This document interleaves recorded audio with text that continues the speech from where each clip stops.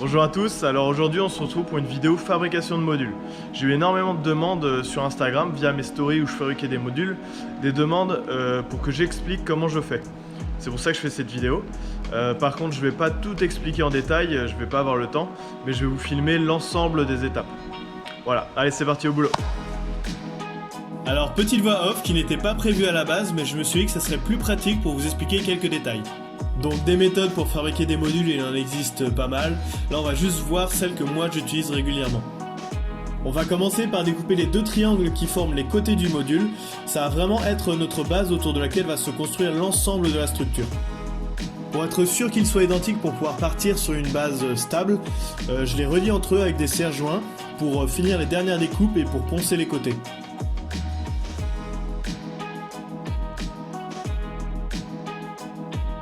Ensuite, je vais couper les tasseaux qui vont relier ces deux triangles, donc il y en a 4 au total, 2 en haut et 2 en bas. Alors vous verrez dans la vidéo, je vais pas tout montrer à chaque fois parce qu'il y a plein d'étapes qui se répètent, ça servira à rien et la vidéo serait beaucoup trop longue. Alors quelque chose que je fais très souvent, c'est que je prépare les vis, ça permet d'être plus stable et de gagner du temps au moment de les visser définitivement. Donc là je dispose au mieux les éléments, je vérifie que tout soit aligné et que les côtés soient perpendiculaires au sol et je visse.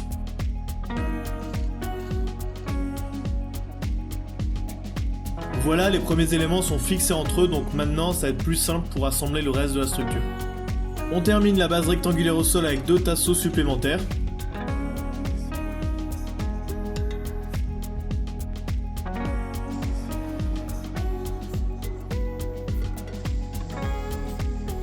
Pour ce genre d'éléments qui doivent s'insérer entre deux autres, je vous conseille de les faire entrer à fort pour plus de solidité.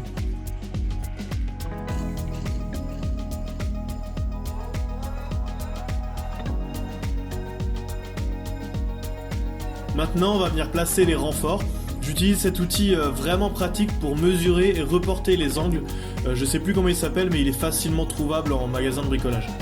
C'est pas toujours évident de couper exactement la bonne taille, donc je vous conseille de faire un peu plus grand, quitte à réduire petit à petit pour atteindre la bonne dimension.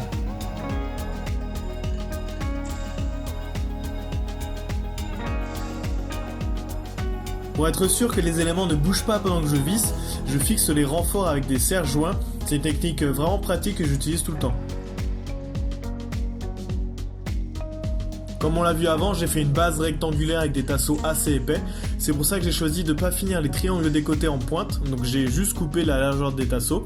Donc là on va venir couper 2 petites planches pour cacher tout ça.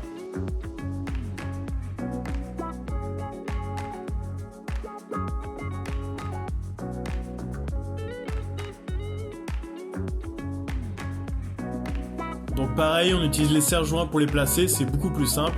On fait pareil de l'autre côté, je vous montre pas, c'est exactement la même chose.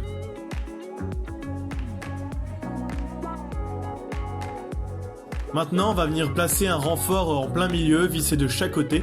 C'est pas nécessaire, mais c'est vraiment un plus pour la solidité. Ensuite, on va venir percer les poignées. Donc moi, j'utilise une scie cloche assez grande pour un meilleur confort au niveau de la préhension.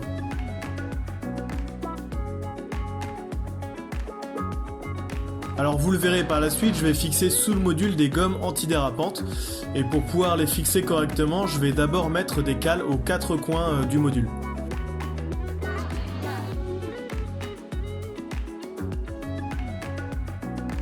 Ensuite, on va placer 2 autres renforts au milieu du module qui vont permettre d'accroître la solidité et de fixer les 2 côtés restants.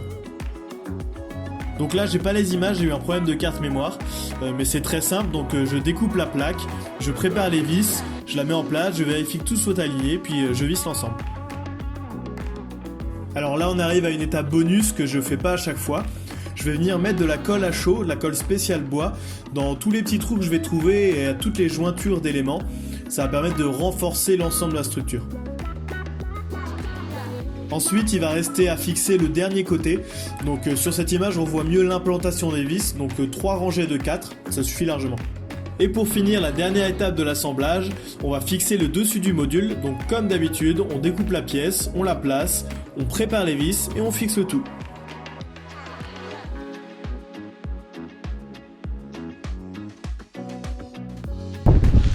Voilà, l'assemblage du module est terminé. On se retrouve quelques jours plus tard pour faire les finitions. Donc les finitions, il y a 3 parties. Le ponçage, le revêtement avec une lasure et la fixation des patins antidérapants. Donc aujourd'hui, on va faire le ponçage. C'est parti.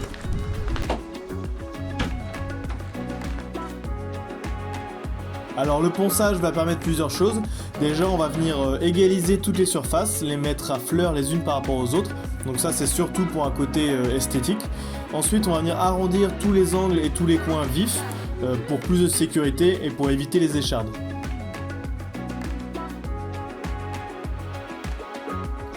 Donc pour faire ça j'utilise plusieurs ponceuses. Je commence par une grosse ponceuse à bande pour le gros travail, pour que ça aille plus vite. Ensuite j'utilise une plus petite ponceuse à vibration avec un papier plus fin pour le détail. Et enfin je finis les zones inaccessibles avec du papier de verre.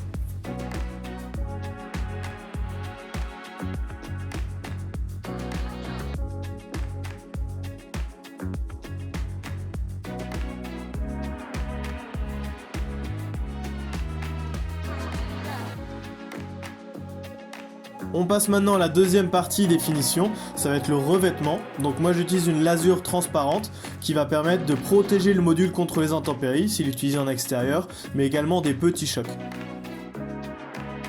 On va commencer par nettoyer tout le module avec une éponge et de l'eau, ça va permettre d'enlever toute la poussière qu'il y a pu avoir avec le ponçage. Ensuite c'est parti, on peut appliquer la lasure. Donc moi je mets plusieurs couches, c'est forcément plus long, ça met plusieurs jours le temps que ça sèche, mais c'est préférable pour une meilleure protection.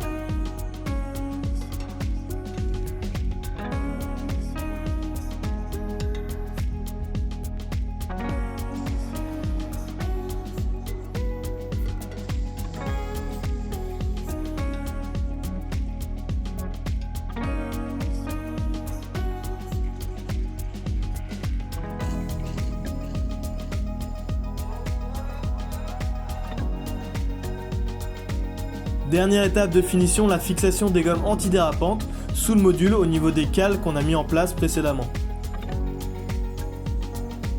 Donc c'est très simple, on va commencer par mesurer les cales, ensuite on va venir découper les gommes à la bonne dimension.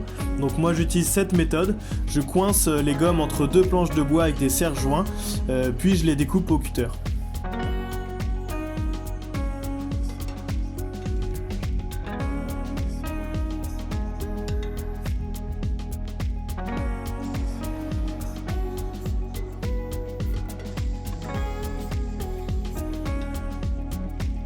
Alors il existe plusieurs méthodes pour les fixer, certains utilisent des agrafes ou des vis, moi j'ai choisi d'utiliser de la colle, c'est pas le moins cher mais c'est ce qui tient le mieux dans le temps parce que ça abîme ni le bois ni la gomme.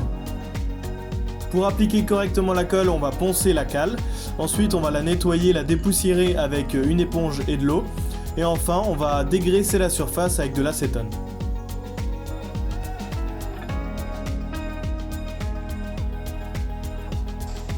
Une fois que c'est fait, on va pouvoir appliquer la colle sur l'ensemble de la cale. On fait juste attention à ne pas en mettre trop près des bords pour éviter que ça déborde au moment où on va remettre la gomme par-dessus. On appuie bien pour bien répartir la colle entre les surfaces.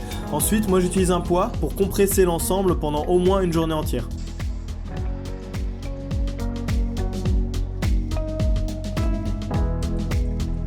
Voilà, la fabrication du module est complètement terminée.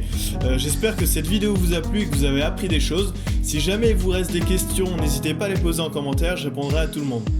Si vous voulez nous soutenir, c'est très simple, il suffit de liker cette vidéo, de la partager, de parler de la West Coast Family autour de vous, et ça nous fera déjà très plaisir. Moi je vous dis à une prochaine fois, en attendant portez-vous bien, prenez soin de vous, prenez soin des autres, ciao!